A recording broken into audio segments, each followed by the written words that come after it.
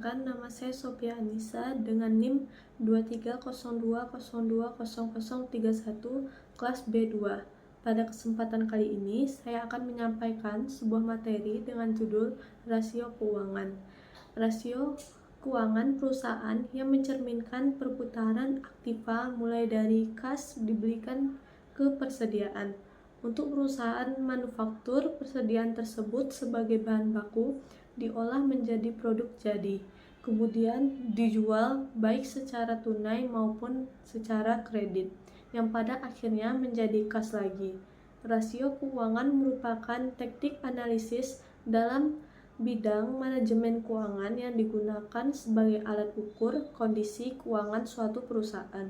Rasio keuangan dihitung melalui beberapa komponen penting pada laporan keuangan, seperti laba rugi, arus kas, neraca, dan yang lainnya. Selanjutnya, saya akan membahas mengenai konsep dasar 3 macam rasio keuangan yang sering digunakan, yaitu rasio likuiditas, solvabilitas, dan rentabilitas.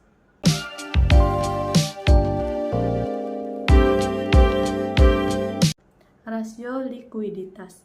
Konsep likuiditas dapat diartikan sebagai kemampuan perusahaan dalam melunasi sejumlah utang jangka pendek, umumnya kurang dari 1 tahun. Likuiditas adalah kemampuan perusahaan dalam memenuhi kewajibannya yang telah jatuh tempo, baik kewajiban terhadap pihak luar perusahaan maupun pihak dalam perusahaan. Likuiditas dalam sebuah perusahaan dapat diukur dengan menggunakan beberapa formula, yaitu 1. Rasio lancar, yaitu perbandingan antara jumlah aktiva lancar dengan hutang lancar dengan rumus aktiva lancar per utang lancar dikali 100%. Yang kedua, ada rasio lebih lancar, yaitu perbandingan antara aktiva lancar dikurangi persediaan dengan utang lancar dengan rumus aktiva lancar per utang lancar dikurangi persediaan dikali 100%. Yang ketiga, rasio kas, yaitu perbandingan antara harta kas dengan utang lancar dengan rumus kas per utang lancar dikali 100%.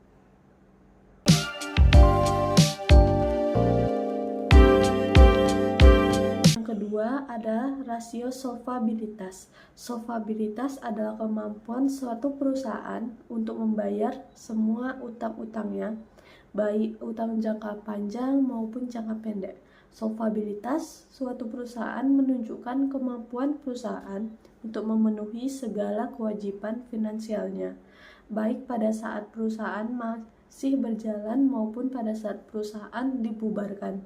Suatu perusahaan dikatakan solvabel adalah apabila dalam perhitungan akhirnya antara jumlah harta modal sendiri melebihi dari jumlah utangnya. Adapun yang menjadi alat ukur di dalam rasio solvabilitas adalah yang pertama, solvabilitas badan usaha.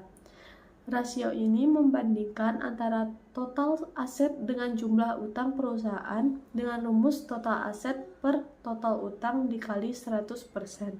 Yang kedua, ada solvabilitas modal sendiri. Rasio ini dihitung dengan membandingkan antara modal sendiri dengan total utang dengan rumus modal sendiri per total utang dikali 100%.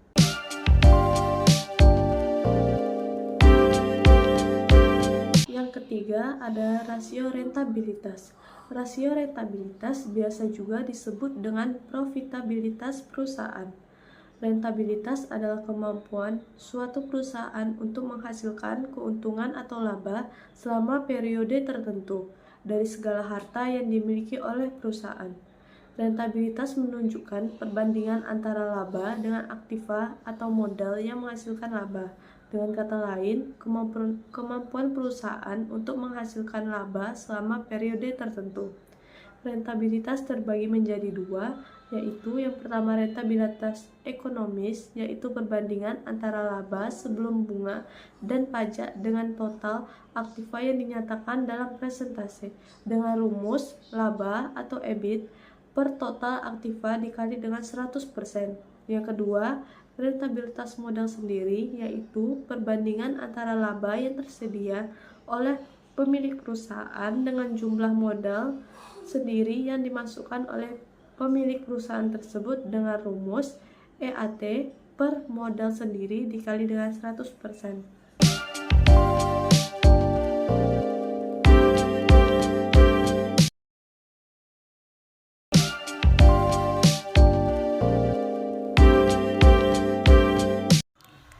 Selanjutnya, saya akan menjelaskan cara menghitung rasio keuangan di suatu perusahaan. Di sini saya akan menghitung rasio keuangan pada perusahaan PT Dwi Guna Laksana Tbk pada periode 2023. Di sini dapat dilihat aset, liabilitas, dan ekuitasnya. Baiklah, selanjutnya saya akan menghitung rasio keuangan pada PT Dwi Guna Laksana Tbk. Yang pertama ada rasio likuiditas. Yang pertama ada current ratio dengan rumus current ratio sama dengan current asset per current liabilitas dikali dengan 100% dan didapatkan hasil 0,810. Yang kedua ada quick ratio dengan rumus quick ratio sama dengan current rasio aset dikurang dengan persediaan per utang lancar dikali dengan 100% dan didapatkan hasil 0,767. Yang ketiga ada cash ratio dengan rumus cash ratio sama dengan cash ditambah dengan setara cash per utang lancar dikali dengan 100% dan didapatkan hasil 0,105. Yang selanjutnya adalah rasio solvabilitas. Yang pertama ada solvabilitas badan usaha dengan rumus solvabilitas badan usaha sama dengan total aset per total utang dikali dengan 100% dan didapatkan hasil 1,146.